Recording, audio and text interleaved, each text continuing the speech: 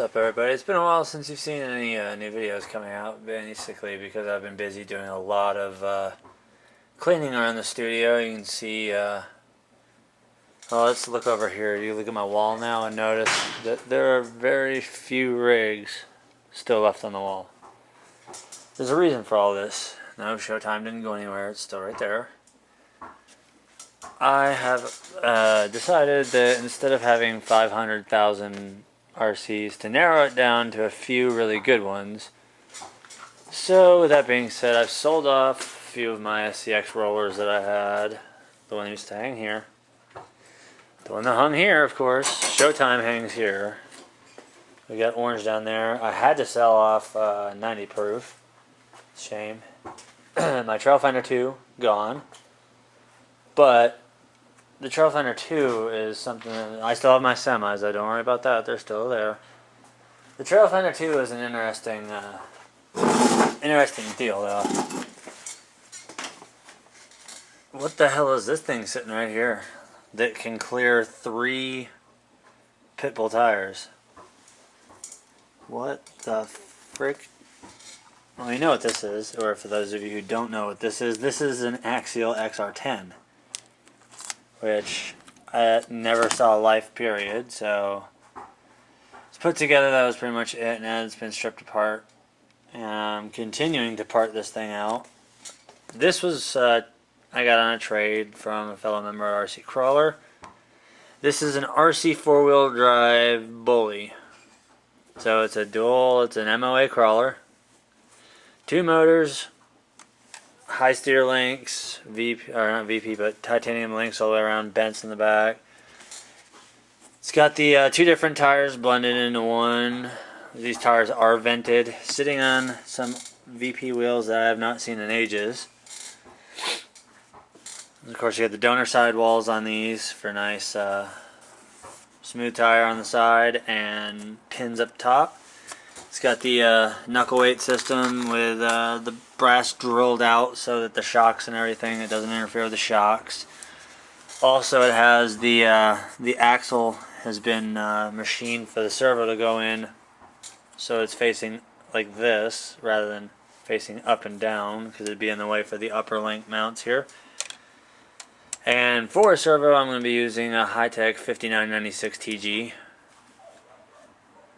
It'll pretty much steer it anywhere it needs to go, but here's my question. I know there's some of you out there that have like comp ready MOAs. As far as motors, what set of turns would you consider to be optimal for running in an MOA? Obviously you want extreme low speed control, which is why I was debating throwing in these 60 turns. Or do you go with something more along the lines of a 45 or a 55 turn motor? Because for electronics, unfortunately, as much as I don't want to use one, I'm going to have to use a Novak M2, because I don't feel like using 2 Tekin FXRs, because I don't like using Tekin, period. I've got a couple M2s sitting up here, but for some reason both of them decided that they no longer want to. There's flaws with each one of them, and this is the problem I've had with all of my M2s. This one here, the capacitor came loose and it lost reverse. So that's just ridiculous. This M2 here lost reverse as well. It's like they all freaking fail and do the same fucking thing. Same thing with this RCCrawler. This RCCrawler here only has forward because the damn wire on it. So like Novak's got some issues going on with their electronics lately. I was thinking about the RC 4-wheel drive Outcry dual motor, but it's not set for low voltage cutoff, and I don't want to have that Super BEC sitting around or wire in low voltage cutoff. I want something that just bam bam done, because along with the deal I also have 2 Turnigi Nanotech 1000 milliamp 90 C discharge batteries, which these are, I believe, these are 2 cells.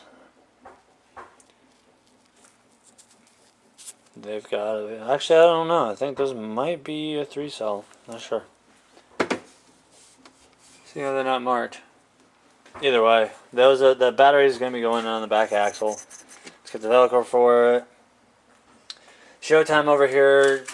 This is the last time you'll see Showtime with ARB axles and the all the VP works in them.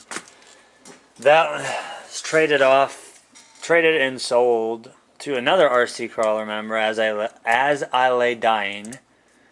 He's getting the shock mounts, the axles, the trusses, Chubbs, knuckles, lockouts, diff covers, steering links, and I'm going to go ahead and throw a set of stock ring and pinions in for him.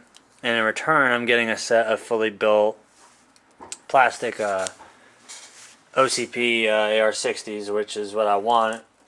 I mean, the VP axles are amazing, but I'd rather have the stock plastic ones, just so it's not so expensive anymore. Plus, I have a shit ton of parts for the plastic AR60s, but his are upgraded with aluminum parts on them, so it's awesome. Back here, you can see I've got a my last remaining SCX10. I've stripped down all my scalers, and we've got a little tube cage buggy here that be going together. Get that put together, it'll be pretty friggin' sweet. I've got a motor finally for it. I was looking for the right motor, and then when I traded off my trail finder, I remembered, oh hey, I still have a 45 turn Rockstar from Novak, so guess what? We put a 45 turn motor in there, taking the banana plugs off, obviously. For some reason, once again, if I can find it, my Novak Eiger ESC decided it wanted to screw up as well, so not having much luck with Novak electronics lately. So might be looking somewhere else pretty damn soon, because I'm getting tired of spending all this money for it to just fry. Other than that, the Unimog's still sitting there. It's going to be getting a body change, and if anybody out there knows some upgrades and stuff to do these things to get them to perform better. Number one, I know I need to put a gear reduction unit on it, which will be going on, but if anybody out there knows what to do to get these things more capable, please, by all means, let me know, because I absolutely hate this body. It's garbage. I don't know if a new bright body would fit perfectly on that or not, because if that's the case, I could probably score like a Land Rover body or something and throw it on there and make it look a little bit cooler. Change the wheels, change the tires. I don't know. The logging series kind of stalled out for a little while because we've been having up and down weather. And of course, I just haven't been filming that much lately because for about the past month I've been feeling like dog shit. Dealing with bronchitis, and still got a little bit of it left. They said that after 3 weeks, because basically I was on almost a month of antibiotics, and they said that this shit will actually hang around for about another 3 weeks after your antibiotics are out of your system. So I'm still dealing with a little bit of it, but it's a nice day, and I'm going to go ride that. So, as always, thanks for watching. Sorry I haven't been putting as many videos out lately, but as you will see, they'll start getting better, because now there's going to be a lot more trail stuff. I just got to bust my ass in here to get the trail stuff done. Get everything ready so I can get out there and have something that'll compete with the SCX. I've got the Tundra still with the RC 4-wheel drive trailer. I don't know, guys. Gotta get the LCC rolling again. I want to get that done. It needs a lot done to it, just electronics wise. Seems like I'm needing electronics for everything, but this thing is definitely gonna be on my list of priorities. It's pretty freaking sick looking, and I want to get it done. So, with that being said, I'm gonna jet. We're gonna go for a nice little bike ride, and hope you enjoyed it.